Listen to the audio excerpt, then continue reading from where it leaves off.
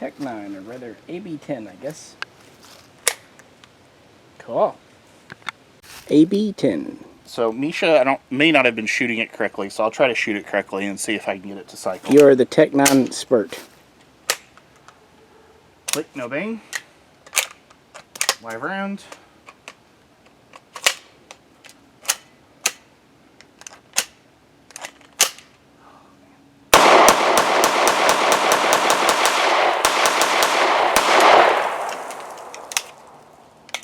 Clear. Hi, Misha here, and I had one of these come in the store, so I thought we would talk about the Intratec Tec-9 series. This tends to be more Jay's cup of tea, but I thought I would give more of a historical kind of overview and rundown of the different variants. This here is the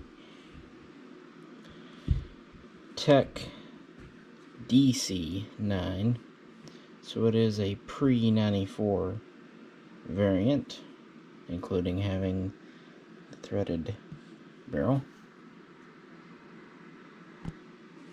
and firing 9x19 9mm parabellum 9mm Luger. And to kind of start things off for a minute, I brought out my Swedish Carl Gustaf M45, also known as the Swedish K. And I have basically two reasons. Historically, the Swedish K here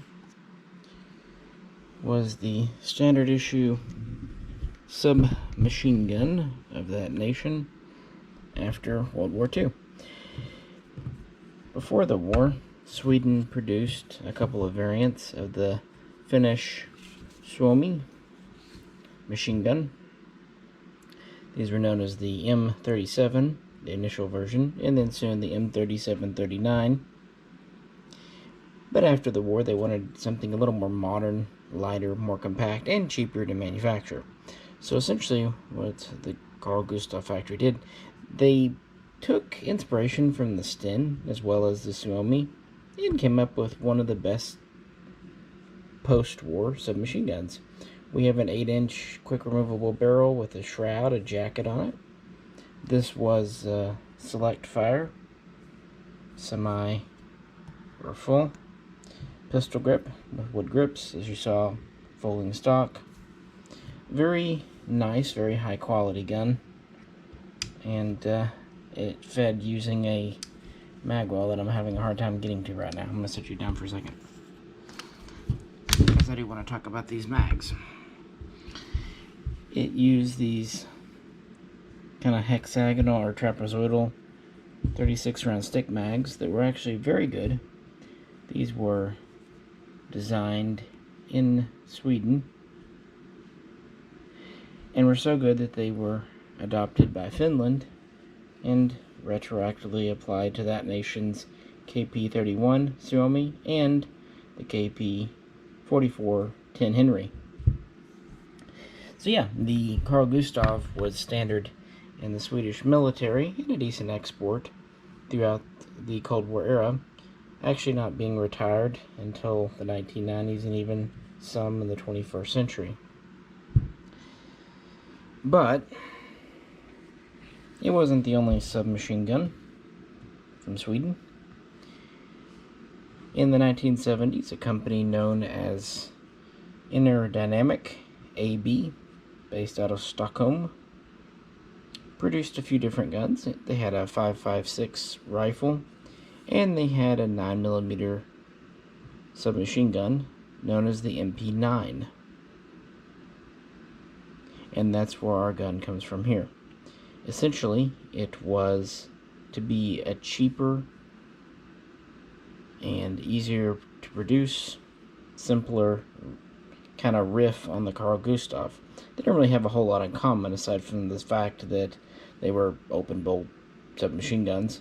and they did offer the MP9 in select fire as well as full auto only, but it was quite a bit lighter, and it was built with the new Wunder material polymer. You know, the Steyr AUG, and soon the Glock would popularize it. So this was hoped to kind of cut down on weight, expense, and everything. It would also have a lot of stampings, including the sights. And initially, it would have about a 5-inch barrel, but it would also have a shroud, much like the Gustav. They would extend it out a bit to over 6 inches. And the reason I pulled this mag out, I wanted to talk about the mags the MP9 used. They were 30, 32, or 36, although I think the factors are just 32 or 36. Now this is an aftermarket mag, full disclosure, but I've always found the similarities quite telling. Now this mag is 36 rounds, this one's 32. But if you look, they both have this kind of trapezoidal shape. But of course the mag here is much more built up. This is much simpler.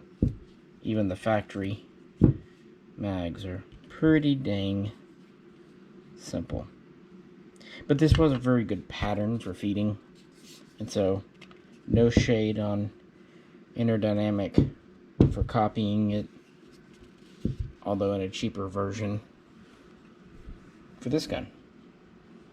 And the charging handles aren't dissimilar compared with our Swedish gun, which is on the other side now, of course, because that's how being on different sides works. Boop. A little fancier on this, but yeah, you get the idea. And the full auto MP9 would have the J notch in it as well. And before we move on, full disclosure, this is a legal semi-auto built for me years ago by MK Gun Mods using one of the kits that What a Country had back in the day. They were great kits. So yeah, neat guns. And that's what Sweden was using. But now, let's dedicate ourselves to this little piece of 80s nostalgia. Now, the most dangerous part of the video. I'll try to hold something and have it on camera. So the lead designer from Interdynamic AB was a gentleman many of you might be familiar with, George Kellgren, because he's still very much around today. They worked on this little submachine gun, almost a machine pistol, a defensive gun.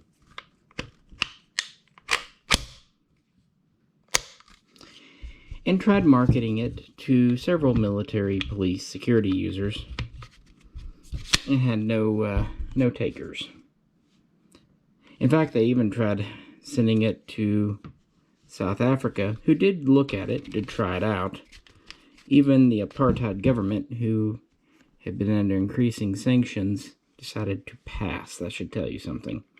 Now, Sweden's position was a little unique, in some ways restrictive to companies, in other ways not. But not really finding much success with the automatic version, and knowing that there wasn't going to be much of a market inside Sweden for a semi-auto, Kellgren went over to the US and set up Interdynamic of America, or Interdynamic-USA, in Miami, Florida. And he set about redesigning the MP9 to meet, at the time, current ATF specs for a civilian Title I firearm. This would have been around 1980. And he would get a partner known as Garcia. Sorry, guys. Now, Garcia would be a Cuban American. So this is kind of a gun. Carlos, sorry, that was his first name.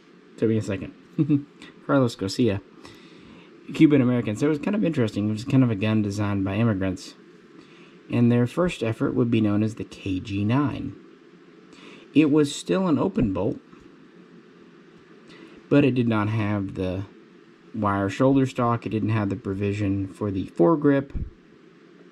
And of course it fired one pull of the trigger, and every time you'd have the bolt in the back, pull the trigger, bolt go forward. They would produce the KG-9 in 1981 and throughout 1982, but this is when the ATF kind of changed their minds about open bolt semi-autos, deciding that they were just too easy to convert to full. So guns like the KG-9, some of the MAC-10s, some of the early Sterling imports, they were declared NFA and therefore illegal. So in 1982, George and Carlos redesigned the KG-9 into the KG99. Essentially, this was a closed bolt variant, which meant, of course, you had to redesign the frame, the internal workings, going to a small hammer striker system. Still had a 5-inch barrel with threading, and we on that version had side sling mounts, kind of SMG style. One other thing, the original version just kind of had the serial number etched into the polymer. This was around the time when the ATF decided, no, serial numbers have to be in a metal plate. If you look at, early Glocks, you'll see this as well. So around 1982, the KG99 went into production. Now they only built about 2,500 KG9s, making them quite rare today. Even more so because this was before the closing of the machine gun registry, which was in May of '86. So many of those were legally converted to full autos. So not many semi-auto KG9s left in America. At this time, pretty much Interdynamic AB over in Stockholm, Sweden would kind of give up on the design. They would build about 25 open bolt full auto pistols and 25 select fire short carbines with the retracting wire stock. But that's about it, 50. And I'm not even really sure if these were built in Sweden or in the USA. They were built by Interdynamic, of course, but I'm not actually sure which one. But by '83, Sweden was pretty much done with the design. They gave up on it, making it exclusively American. And helping with that status, it would soon appear on Miami Vice. But not in the hands of the good guys. No, in the hands of the villains. And this is where the gun's star begins to fall, and it never really stops. Speaking of polymer guns and plates, I decided to grab my Glock Gen 1 here. This was made originally in December of '87, so it has, kind of the same era of polymer, and you can see where they had to emboss the serial on a plate for it too. Back in the mid-'80s, there was a lot of suspicion about polymer guns, Glocks included, because there were rumors about them being invisible to metal detectors and all kinds of other stuff. But the Glock, she had a different fate, because she ended up in the hands of law enforcement, government agencies. Her reputation would go up and up. Plus, of course, this was a standard issue sidearm in the Austrian army is the P80. Unfortunately, the poor old Interdynamic KG99, not so much. Again, even as semi-auto, it didn't really find favor with any kind of police, any kind of security. Really, Miami Vice was probably its most legitimate claim to fame. So much so that in '84, several things happened. Mr. Kellgren would leave the company, also convincing the parent company in Sweden to just kind of pull out entirely from Interdynamic-USA. He would go on to found a company, Grendel, which makes him very interesting little carry guns. And of course, more recently, in the last 25 years, he would found Tec USA, still in Florida actually. That left Mr. Garcia really in a position where he could just kind of buy up stock in the company and become essentially the owner and operator. This was around 84, and in 85 he would rebrand from Interdynamic to Intratec. This is where the name comes from. He would also slightly update the gun and change the name from KG99 to Tec-9. Bum bum bum. Now, one major update he did that was really quite important. The original guns, this metal tube up here, just kind of ended, leaving the rear of the polymer housing to keep the buffer, the recoil spring and buffer in place. This was okay, except if you wanted to fire something hotter than 115 grain 9mm. So yeah, if you had 124 kind of hot NATO stuff, it would break off this rear section, crack it. So what he did, he went to a new end cap for the receiver, which was threaded, therefore the recoil would kind of be soaked up by the metal tube here itself. He also would slightly redesign the buffer system to work with this. So there is a minor difference between the KG99 and Tec-9. Now I know some early Tec-9s actually might not have this change, but all the ones I've seen did. So, you know, take it for what you will. So it looked like things were on the rise by the mid-80s, but unfortunately this was also when gun control, the evil gun, was starting to get kind of unwanted attention, and the new Intratec started being besieged by court cases, lawsuits, just different accusations, and this really ate up a lot of time and money. So much so that around 1987, running through 1990, they started cheapening up the design in small ways, from not doing as much final finishing to changing up the sights. Put this out here. The front sight was an early victim of cheapening up, kind of going to just a simple spot welded affair. Now this always did have fixed sights, but they did cheapen it up some, going to a cheaper finish. So this is why earlier KG99s and early Tec-9s do tend to have a better reputation, because actively they were trying to save money because they were in pretty desperate states and they no longer had any kind of support from the parent company in Sweden. Well, it wasn't enough, and they went through a bankruptcy and restructuring in 1987, 1988. So it was kind of shaky ground. Yet the Tec-9 and Garcia persevered. But yeah, the 90s would definitely not be any better for them. It wouldn't be better for guns in general. This was getting into the dark times for all of us. Yeah, the late 80s, not a good time.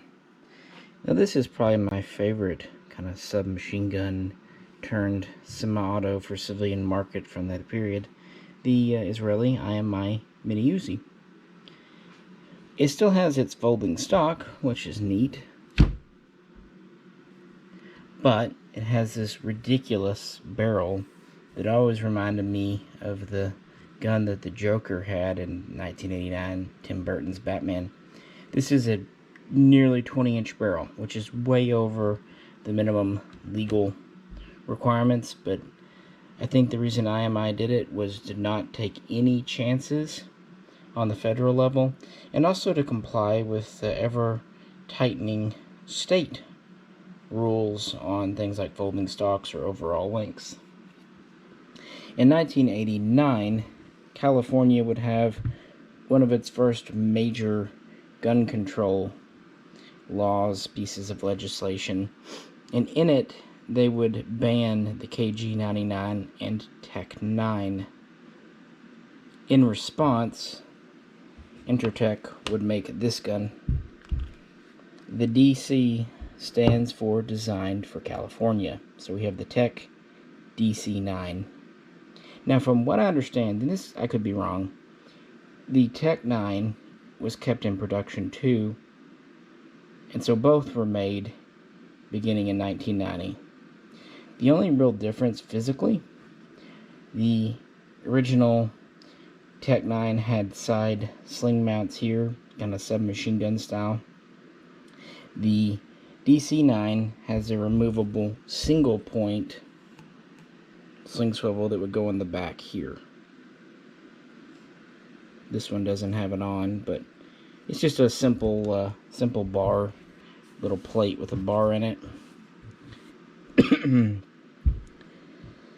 And so they were cheeky and did that. And they would be sold in California for a bit, but in '93, the Tec-9 would be blamed for the so-called 101 California shootings. It was kind of a roadway shootings event. And this is actually where the famous California ban on barrel shrouds comes from. Threaded barrels with shrouds, and the thing asking Feinstein, the thing that goes up, you know. So this is kind of where all this dates to in 1993. Of course, in most of the rest of the USA, the Tec-9 and the DC-9 are still both legal, but they would soon be outlawed in California, and other states would follow, like New York. But it wouldn't last long. In 1994, the crime bill went before Congress and was signed into law by President Clinton.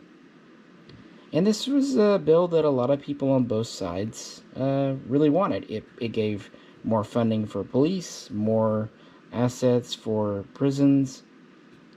It paid for a lot of modernization. Just one problem. It had this niggling thing called the assault weapons ban. And I'm not going to give a rundown of it here. But yeah, that was part of this overall crime bill that was passed to be quote-unquote tough on crime. And it very much had bipartisan support. In fact, Reagan, Bush, George H. Bush, as well as, of course, Bill Clinton and Secretary Brady and all them were very much in favor of it. It banned a lot of features, including threaded barrel, magazines over 10 rounds if they were made past September of '94, but it also banned a number of guns by name. And wouldn't you know it, the Intratecs, pretty much all of them, were banned by name. So yet again, Garcia's company is kind of under fire. And this whole time, it's just been getting increasing negative attention as a gangster gun, as a criminal gun. And to be fair, there was some use, and it was a popular gun. But of course, that was totally blown out of proportion by the media, by everyone, just kind of by common lore. Because at that time, in the late 80s, early 90s, there were not many little pistols that looked like this.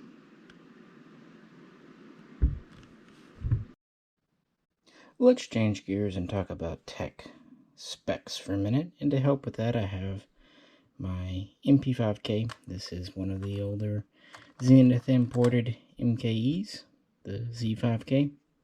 And they're actually very, very similar in size. The version here weighs, under 50 ounces, about 48, 49 ounces. And if you compare that, it's about 1.5 kilograms. The MP5K is a little bit heavier at 2 kilograms, but that makes sense considering it is the, locked reach kind of roller delayed blowback version. with definitely fancier sights. Barrel length, the Tec-9 has about a 5-inch barrel, not counting the shroud. Some of the shrouds extend that out to about 6.8 for the longer ones. The MP5K has about a 4.5-inch barrel, so a little bit shorter. Overall length, though, they're quite close. This version is right at 12.5 inches, maybe just a hair shorter. This version here, the MP5K, is about 12.75 inch. So again, just a little bit bigger in every way, but not by a whole lot. Now they did introduce a mini version, just as the MP5K is the curves, the short, the compact version of the MP5.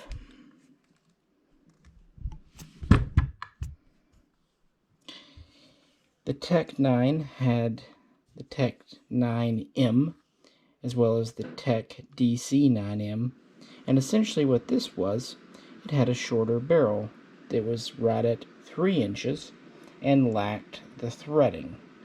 And this version got down closer to 40 ounces overall, so not a, about 2.5 pounds, give or take, closer to, yeah.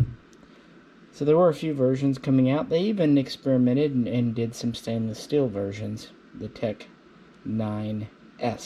Kind of interesting. It's one of the few that were more metal, less polymer. So they were producing these, even though they were starting to get blamed for various criminal activities and whatnot, and were going to court. But yeah, like I said, in '94, they were banned. But it wouldn't be the end of things. As you can tell, this is a resilient company, if nothing else. In 1995, Intratec came out with the AB10, after ban 10. And we actually have some shooting clips from a year or so back of one of those. So even though I can't show you one right here, let's cut to a clip so you can see one that Jay had. Tec-9. Clear. Essentially, what the AB10 was a Tec-9 Mini, a Tec-9M. So it had the more compact 3-inch barrel. It would not be threaded, therefore it would not come with a removable shroud, because as we established, shrouds somehow are the thing that goes up and are evil. And it would also be sold with a short 10-round mag. Now, by the terms of the 1994 ban, magazines made between the before times and September of '94 could still be used, and luckily at that time they didn't require them to have proprietary type mag wells. So even though these, or the AB10s, usually shipped with a 10-rounder, most people just found themselves with a pre-ban mag, either factory or aftermarket.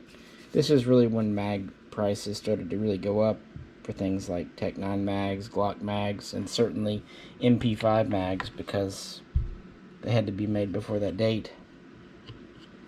And that was their attempt to comply with the law. So the AB10 was in compliance. But many states would ban them by name. Of course, no surprise, California would, New York, eventually New Jersey, Maryland, I believe also Connecticut, Hawaii. Well, Hawaii has pretty strict bans on all kinds of little pistols anyway, banning them by weight, and they don't like the fact that the magazine is not housed in the grip. Apparently having a magazine outside of the grip was considered an evil feature. And then another high-profile case with a Tec-9 happened. Of course, I'm talking about the Columbine shooting in April of 1999. And it is a fact that one of the Intratec guns were used in that tragedy, that shooting, but it's also a fact that it was acquired illegally by the Anyway, but as you know, you have to be 21 years of age to even purchase a handgun in America. So anyone under 21 operating it without adult supervision is already kind of in violation of the law, but no reason to harp on that. But that brought yet more attention towards Intratec, the company, and they were fending off more court cases. Now, one did go their way in 2001. They tried suing them again for damages in the 1993, the 101 way shootings. The Supreme Court of California found that Intratec was not legally, financially responsible for that shooting, but it was too late. Already by 2000, the company was facing its second bankruptcy. Therefore, with everything going on and the continuing assault weapons ban, it just voluntarily closed in 2001. The company was dissolved and its remaining assets sold off. So that's kind of a sad ending, but it was, to be fair, a 20-year production run, and they would build nearly 2,000, they would build over 250,000, about 257,500 of these, just shy. So that's a big run for a commercial gun. It never had any major contracts. To put that in perspective, they only built about 320,000 Colt SP1s over a 20-year production run as well. So nearly as many of these from a very small company. So you have to give credit there. And as I mentioned a minute ago, we do have some shooting clips. And these guns do have a reputation for being kind of junk. Unreliable, fickle, poorly made, what have you. And this on top of all of the jazz with kind of criminal use and all that. And our shooting experience last year with Jay's AB-10 started off pretty rough. Take a look. AB-10. Click. AB-10 with the second try. Interesting. Wonder if it's a mag thing. Maybe your ammo's just too fancy.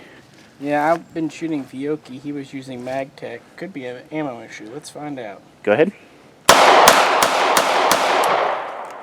A few more. There's one in the chamber. However, we did have better success later in the day. So you can take a look at that now. AB-10 with Wolf.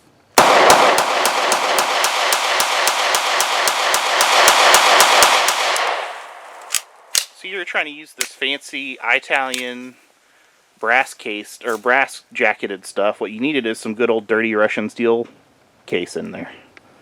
Yeah, I think most things in life, sometimes just going good old dirty Russian's better. We did change a few things, kind of greased it up, tried some different magazines, because these mags can be fickle, especially aftermarket ones. And as you saw, it tends to like cheaper ammo, especially that Wolf. Just for comparison and fun, I brought out my Czech VZ61. This one's kind of neat because it's in 9x18 Makarov.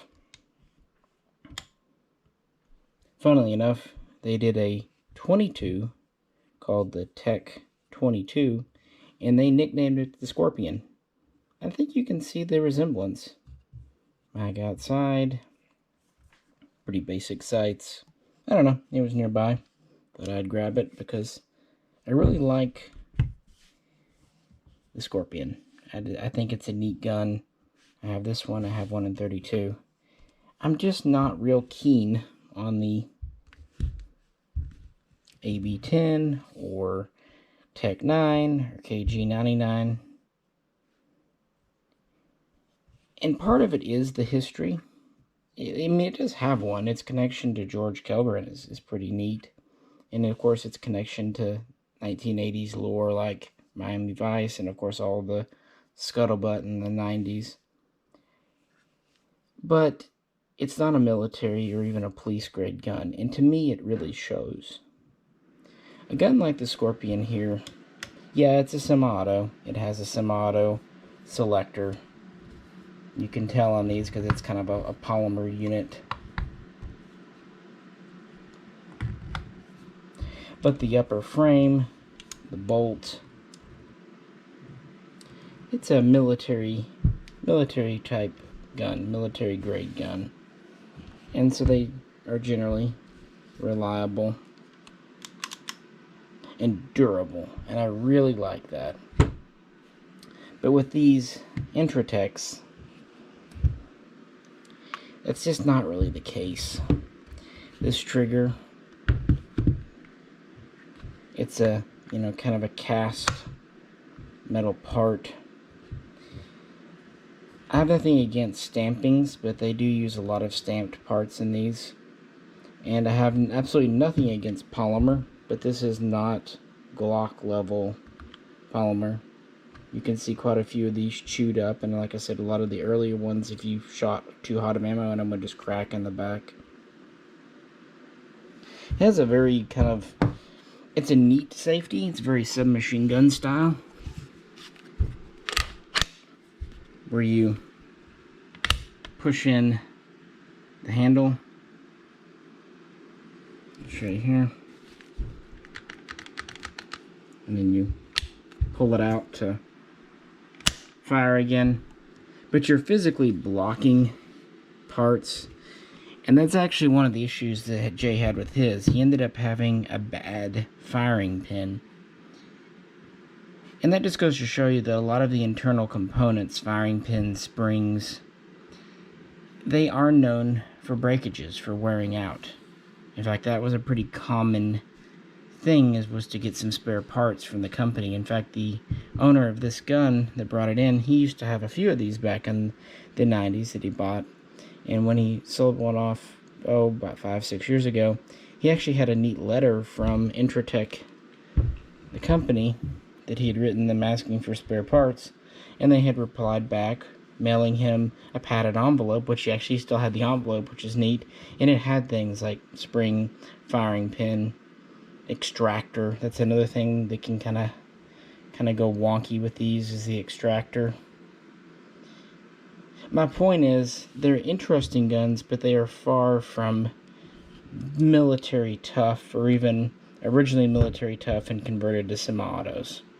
All around, they very much seem like a commercial grade gun. I'm not against that. In fact, here's another classic from the 80s we shot at the same time as this one. In fact, when we did a video, we compared them, and it ran a lot better for us. Calico.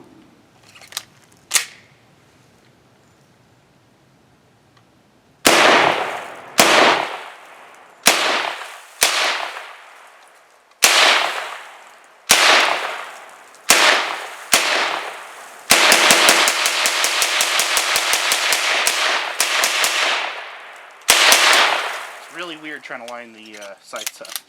Why? Calico. Now we're going to try it with steel-cased wolf. Boy,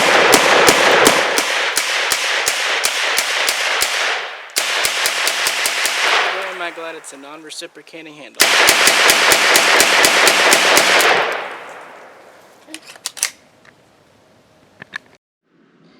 And to me, the Calico there is just more interesting. It has a unique feeding device. It uses a roller delayed system similar to the MP5K. It has a unique look, and above all, it was reliable for us with different types of ammo. So it's just mechanically more interesting. This is pretty much tube, simple submachine gun, and it just doesn't inspire me. But I perfectly understand those that it speaks to, because it is truly iconic, or if you want, infamous. So to wrap things up, one more Scorpion, my CZ Evo 3. I bring this out to kind of illustrate a semi-auto subgun I felt done right. I've had this gun since they came out in 2015. It's never missed a beat. And that's because CZ builds these just as tough, just as durable as their military counterparts. And this is one of the few true 21st century submachine guns. There's a lot of 9mm guns now, but a lot of them are either more PDW sized or what have you. This is, an 8-inch barrel gun. Anyway, my point was, this is one I really like. It's modern. It's polymer. This is tough stuff. Very high quality barrel. These, since Intratec has been out of business for 20 years now, they're starting to wear out.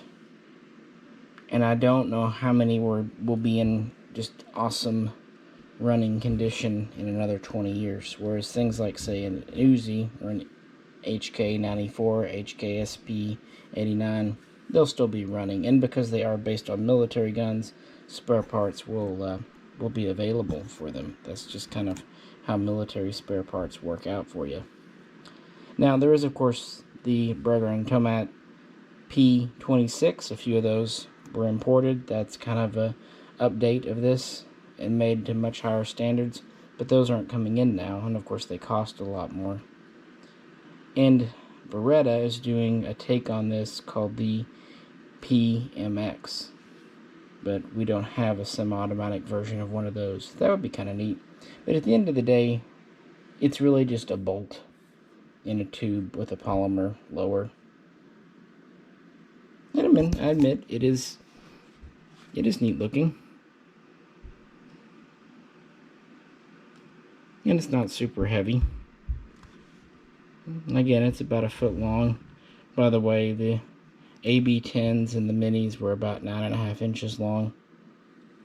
Just because of the shorter barrel. But this came in, and I just thought, you know what? Let's talk about it. Kind of go into more of the history. Not a whole lot to say on the features. You know how Tec-9 works. There's several videos on that. They are simple, which is good, but I wish they were made from higher quality parts. And today's prices on these have gone rather steep. Once upon a time, they were $250. Heck, when they were new, they were cheaper than that. And then they went to $500 or $600, and these days they are, I don't know, bumping $1,000, maybe more. It's up to you if that's what you feel the value, and if it's buying it because you're a fan of the 80s or whatnot, and Miami Vice fan, more power to you. They're not making them anymore. But as far as a practical shooter, if you just want a little 9mm, there are lots better options. Uzi Pro, again the Scorpion, MP5K types, all kinds of neat stuff. So it's up to you, but I really do find the history behind these fascinating, just not enough to own personally. I think if I was going to own one, it would definitely be that Clayco. That was one I was actually tempted to keep. In the end, I didn't, but I really was. So what do you think? What are your thoughts on the Intratec, originally the Interdynamic KG9, KG99, Tec-9, Tec DC-9, AB10?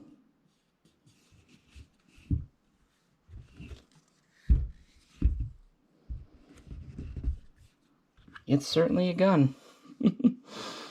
That is for sure. But anyway, I appreciate you hanging out with me. I am, I guess, physically incapable of making short videos, but at least try to get into them and get some meat. And there was some interesting history. For example, that MP9 not really taking off. I didn't realize they'd only built 50 or less of the Select Fire full auto versions. On the other hand, I was quite amazed that they had built over 250,000 of the semi-autos. I mean, I knew there were a lot of them out there, but that is really a respectable number. And I do think it's neat that this was built by essentially 2 immigrants, or at least people, one immigrant and one from immigrant descent. So that's neat in and of itself. And yeah, Kel-Tec is still going on today and still innovating. Again, their guns are often not really my taste, but they definitely have kind of gone with the polymer frame and kind of simplicity and cool factor points, so I will give them credit for that. But for me, yeah, things like the Evo 3 or the Uzi, more my speed. So anyway, let's talk about this in the comments below. Hope you all are having a good week. As always, if you could, like, share, and subscribe. And please, if you'd like to help support us, check out the link to our Patreon page. This is Misha, and I'll catch you very soon.